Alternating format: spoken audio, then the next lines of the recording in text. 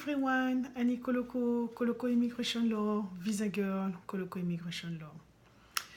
This short video is how to be successful in your visa interview at the US Embassy.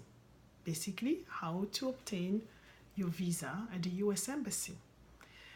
This is a question and this is a concern that I get from a lot of you. I know we got into a lot of details about specific situations, such as somebody who will go and apply for a visa as a fiancé, for example. That's one of the scenarios. But you need to know that there are several things that you should be aware once you have been scheduled to appear before an officer at the US Embassy. Number one, before being scheduled and before appearing at the US Embassy, you have to fill out a form called a DS-160 or either the DS-260, depending on the type of visa that you're seeking. And basically, you have to fill out this application, obviously follow the instruction and upload your pictures, your photos into the system. That's extremely important because once you arrive at the US Embassy, then obviously you will be expected to present this application which contains actually a barcode. Number one. Number two, be aware that you should be punctual, you should be on time, meaning double check the date and the time where you're supposed to appear at the US Embassy. That's extremely important because if obviously you come late or you are mistaken as to the date, then that will create obviously a delay. That's something that may be unfortunate if you need to travel as soon as possible. Number three, something that you should be aware as well is to make sure that once you go to the US Embassy or the US Consulate, most of the US Embassy or Consulate do not actually accept phones, talking about cell phones or any recording device, obviously for safety reason. That is a very important point because if you are not aware of that, you may have to leave the embassy or the consulate and have to go and find a way to store your device. And that will create obviously additional delay. One thing that you have to see that once you enter the US Embassy, you have to be aware, and that's also applicable whether you are at the US border, then actually you are being recorded, meaning that there are cameras and your behavior is actually being recorded. Meaning that imagine that your interview has already started even though you haven't met the officer yet. Meaning be aware of that, be aware of your behavior. I don't want you to be alarmed, I don't want you to be extremely stressed out, but just be aware of that. That is something that you have to have a normal behavior, quite relaxed, not too relaxed, but formal, as if you were going to an interview. Make sure that you dress properly, obviously don't be too casual. That is something that you take this process seriously. That's important. And also something that you have to see is that once you enter the US Embassy or the consulate, you will be in line, going through security check, and then you will have to wait in the waiting room and be called to the nearest by the nearest, and I will say the next officer. Once you appear, be careful, you sit and you wait for the officer to start and addressing to you. That is extremely important. Don't be rushed or don't be uncomfortable. One thing also you have to keep in mind, this is actually on the American culture, something to know, and I know in some culture that is actually not appropriate, but you have to look the officer in the eyes when you're talking to him or her. And why? Because if you actually look sideways, maybe in your culture out of respect, then that's something maybe looked or interpreted as if you are being evasive, meaning you have something to hide. You do not want the officer to have this impression.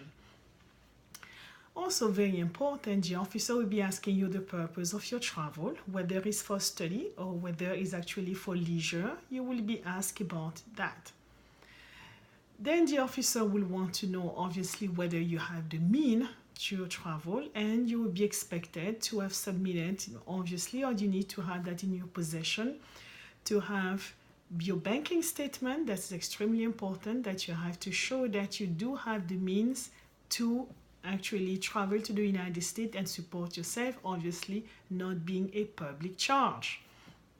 That's extremely important. A tip: please do not open a bank account 2 or 3 months prior to your proposed departure, as that will definitely raise a red flag, because it will be seen as if it's just for convenience. You have to show banking statement showing transaction movement on the account that actually are about 18 months or 2 years old. That actually has more weight. Also, very important, because the officer has discretionary power, you have to demonstrate that you have ties to your country, that you intend to return to your country at the end of your travel. And that is extremely important, especially because you're entering the United States as a non-immigrant. Then obviously you have to demonstrate that. And how do you do that? If you are married, do not hesitate to come with your marriage certificate. If you have children, with your children, birth certificate, that's important. If you have even properties, then don't hesitate to have your property documents. And also, if you are employed, then obviously letter for your employer, showing also you need to have any paperwork demonstrating that you've been receiving a salary. That's extremely good.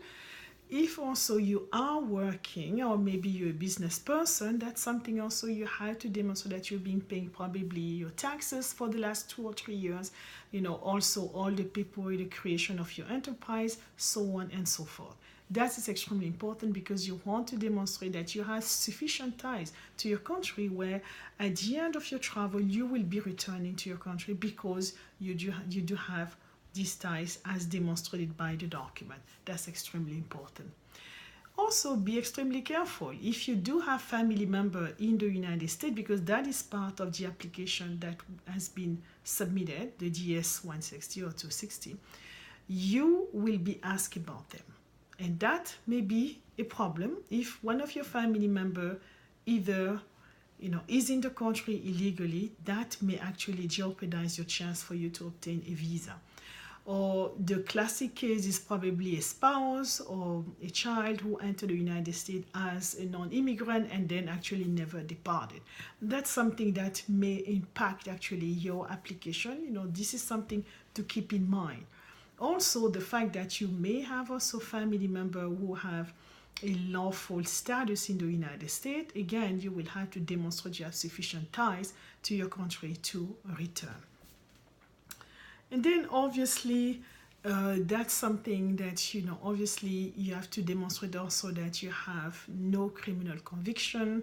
That's extremely important, meaning that if you can have that, even if they may not require that, you may want to actually bring that with you, because this is extremely important. Also, we're talking about safety issues, especially nowadays. And last but not least, and you should be aware that now the US government will be looking into your immigration, not immigration history only, but also your social media history, meaning that they will be looking about, what exactly has been posted under your name, and so on and so forth. Be extremely careful, the channel, the website that you visit, so on and so forth. That is something that will come into mind. If you actually now can convince the officer that you actually traveling for a particular purpose, and then you have ties to your country, you do not represent actually a danger to the safety, then you have a very good chance for you to obtain your visa. And if that is the case, congratulations, welcome to the United States, have fun, enjoy your stay. And if you have any question, if you think this is actually useful to you, do not hesitate, subscribe to our Facebook page, to our YouTube channel as well. Please share if you believe that's something that is useful to someone. Do not hesitate to share. Until then, be well, be safe. Goodbye.